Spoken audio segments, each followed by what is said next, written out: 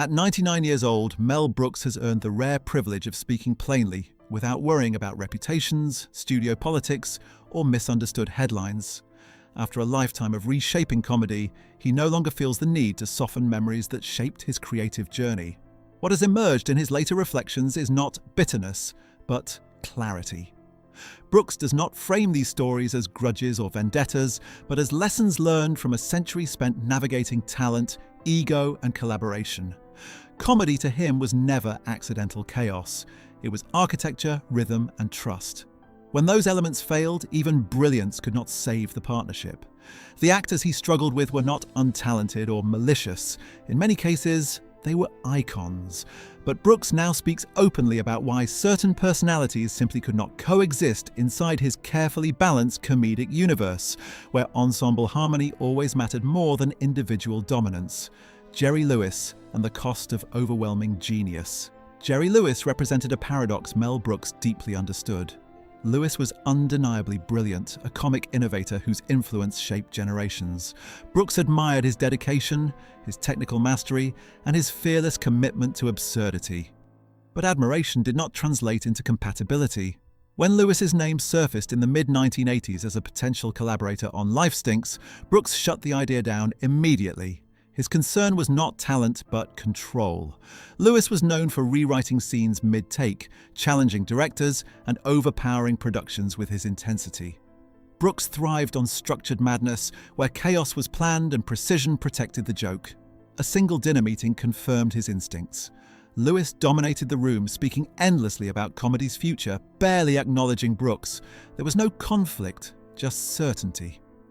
Brooks concluded they lived in different creative universes. Genius alone was not enough without restraint, humility, and shared rhythm. Why Brooks chose distance over conflict. Mel Brooks never publicly criticized Jerry Lewis, nor did he seek to diminish his legacy. Instead, he chose quiet distance. Behind the scenes, those in Hollywood understood the reality. Brooks guarded his creative space fiercely, knowing that once authority fractured, comedy collapsed. He believed filmmaking was a shared ecosystem, not a personal stage. Lewis, for all his brilliance, functioned best as the center of gravity. Brooks already had a family, a company, and a system built on mutual trust. Inviting someone who thrived on dominance would have disrupted that balance. There were no scripts written, no phone calls made, and no second thoughts. Brooks respected Lewis as an artist, but recognized that working together would have drained energy rather than created joy. For Brooks, comedy had to feel playful, not exhausting. Even legends, he believed, had boundaries they could not cross. Gene Wilder and the pain of a broken creative bond. If Jerry Lewis represented incompatibility, Gene Wilder represented loss. No collaboration mattered more to Mel Brooks than the one he shared with Wilder.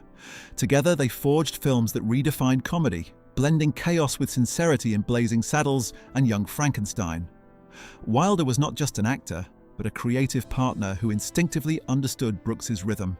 Yet after Young Frankenstein, something shifted. Wilder wanted to direct the adventure of Sherlock Holmes's smarter brother and hoped Brooks would support him as producer. Brooks declined, believing Wilder was not yet ready to direct. To Brooks, this was protection. To Wilder, it felt like rejection. The film went forward without Brooks, but the magic they once shared did not follow.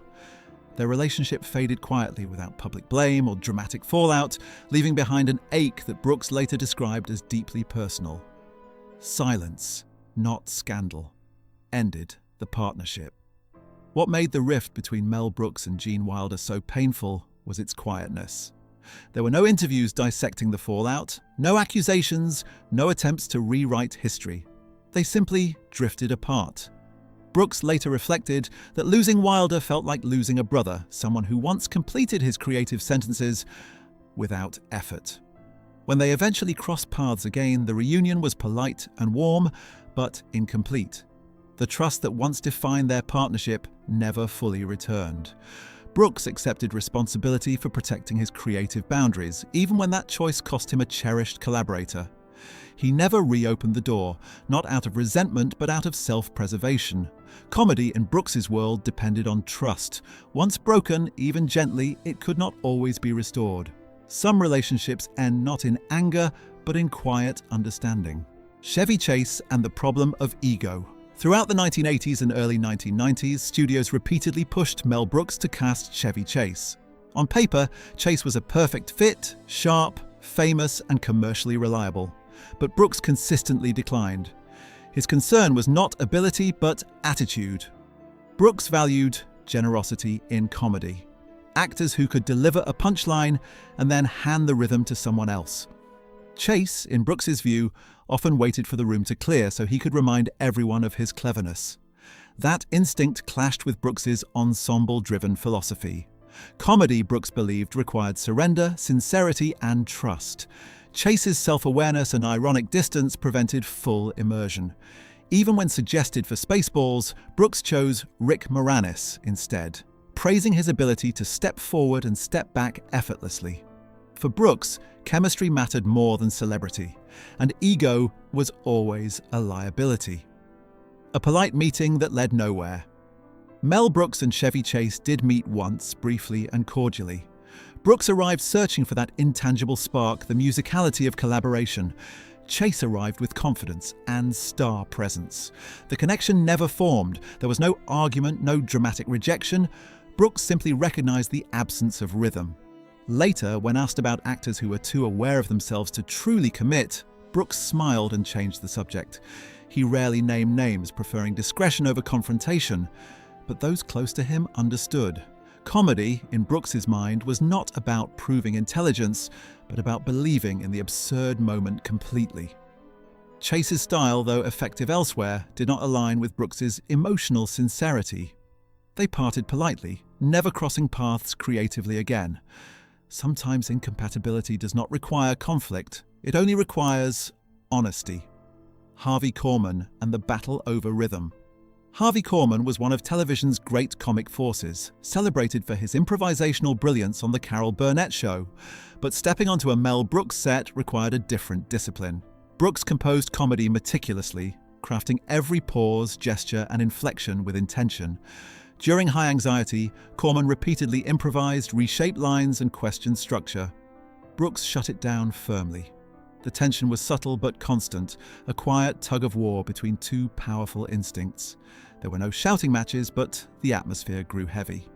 Brooks began communicating through intermediaries while Korman withdrew socially. Despite the strain, Korman delivered a flawless performance, too professional to let tension affect the work. Brooks acknowledged his brilliance, but recognized the cost.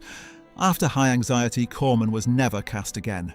Not from resentment, but from exhaustion. Joy, Brooks believed, was essential to comedy. Frank Langella and a clash of tone. Frank Langella entered Dracula, dead and loving it, with undeniable gravitas. A celebrated stage actor, he brought elegance, intensity, and seriousness to every line. Unfortunately, that was the problem. Brooks needed controlled absurdity, not Shakespearean weight. Rehearsals revealed a fundamental mismatch. Langella treated the material with solemn reverence, while Brooks needed velocity and slapstick collapse. Brooks gently nudged him toward looseness, but Langella returned each time to somber authority. The breaking point came during a test read when Langella asked sincerely whether Brooks wanted him to mock the text. Brooks realized they were speaking different languages. The separation was quiet and respectful. Leslie Nielsen replaced Langella, bringing deadpan sincerity that anchored the chaos perfectly. Langella was not wrong, just miscast. Tone, Brooks knew, could make or break comedy. What these stories reveal about Mel Brooks. Mel Brooks does not share these reflections to diminish anyone. Instead, they reveal his unwavering commitment to a specific creative philosophy. Comedy for him was not about domination, ego, or individual brilliance. It was about trust, rhythm, humility, and collective joy. Some actors lacked talent and were passed over easily. Others overflowed with it, yet could not adapt to the ecosystem Brooks built. At 99, Brooks understands that incompatibility does not equal failure. It simply marks the boundary between different creative worlds. His honesty now is not harsh, but earned. These stories remind us that even in comedy, harmony matters. Legends are human. Partnerships are fragile. And sometimes the greatest wisdom is knowing when not to collaborate, even with greatness standing right in front of you.